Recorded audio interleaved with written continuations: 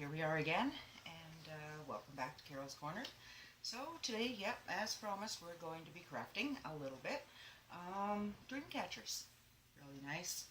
I suggest to first learn on something like a brass ring. Later on, we'll get into the natural willow, and I'll show you what to get and how to prepare it. And so this brass ring, any dollar store, you can find them. And then I like to start off, well, I don't anymore, but when I was learning and practicing, I would put a drop of glue with the glue gun on and take your leather or lace, whichever you choose, and tack it on there, and then do your wrap.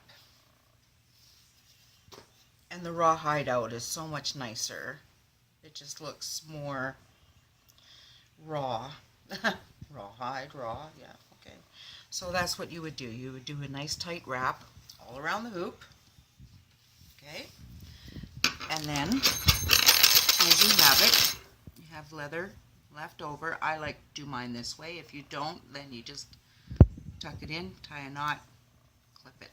But I like to have this like this, as mine are. And then your thread, whichever you choose. It can be yarn, it can be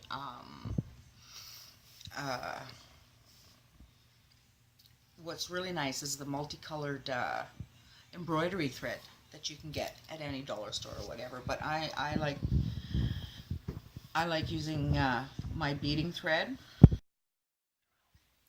Okay, so some people will use yarn, some people will use thread, whatever, and I like to use a needle because my weave, as I go along, there's different weaves and we'll get into that too, but this is just a basic one for now. So you want a straight line across from there, and you come over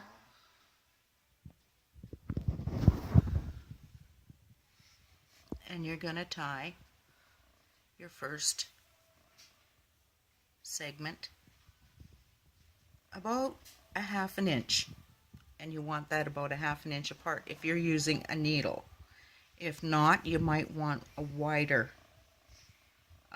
space, because you're going to be doing this with your fingers, and if you're anything like me who has arthritis running about in your body, I have fat fingers today, so working with anything that's too small is very hard for me.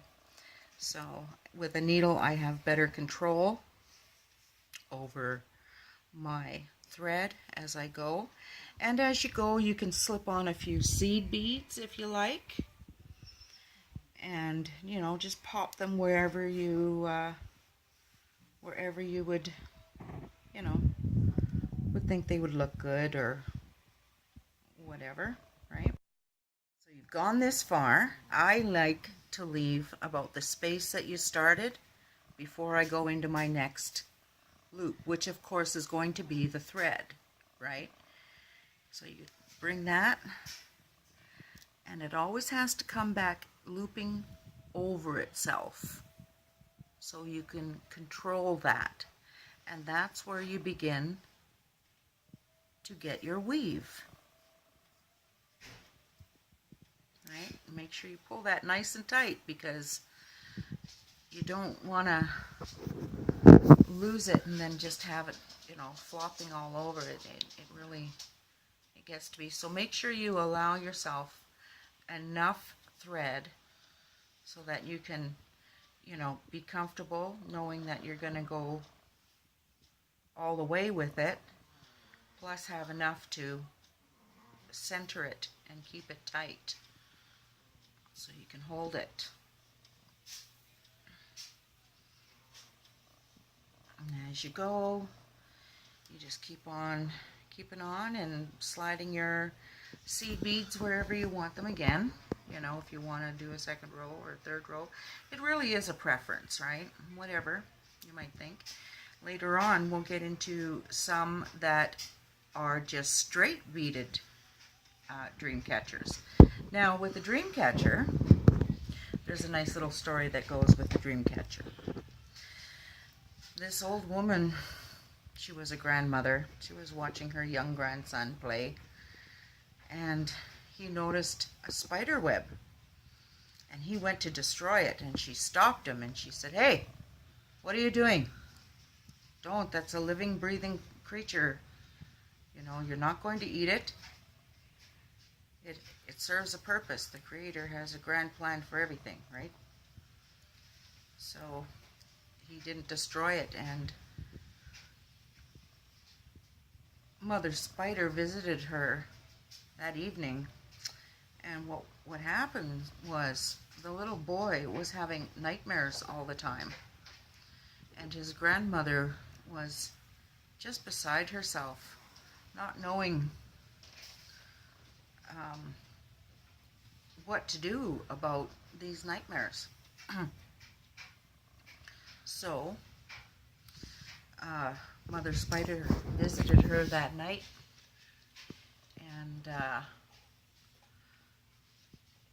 and said, "Because you saved my home, I am going to teach you how to spin a web that will catch the bad dreams and let the good dreams pass through.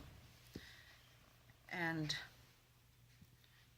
you must smudge it and hang it over your grandson's bed. And then in the light of the day, you must take it out and place it in the light so it can be cleaned every day of the bad dreams that were caught in it." So that's how the dream catcher began, and that's how we got where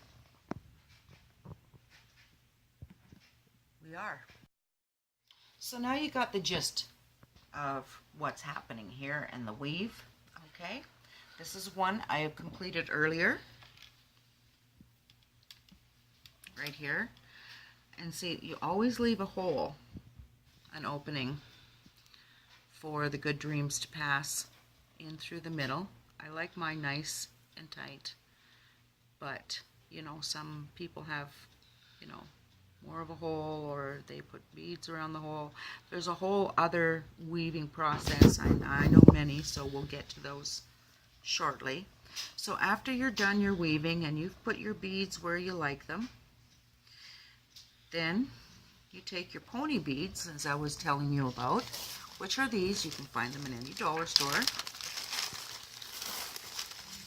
and they're about that size. Okay, you can find hearts, you can find just about everything. And you take your leather lacing, after you're done your finished product here, okay? And this is the way I like to do mine. You put your loop here, like that, in through that, and that just sucks it right up like that, nice and tight. So there. And then you can put beads up here.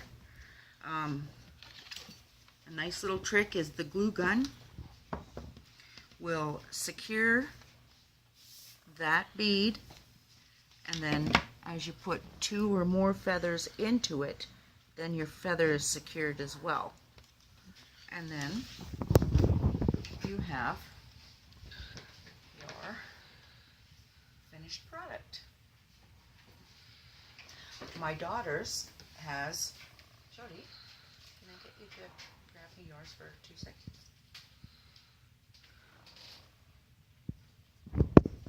Hers has been done and smudged, of course, by Danica Bordeaux.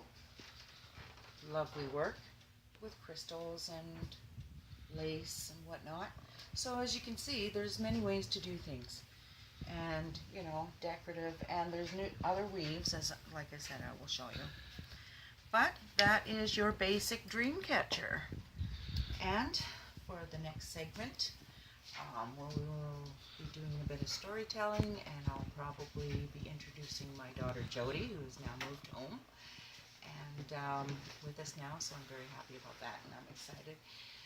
And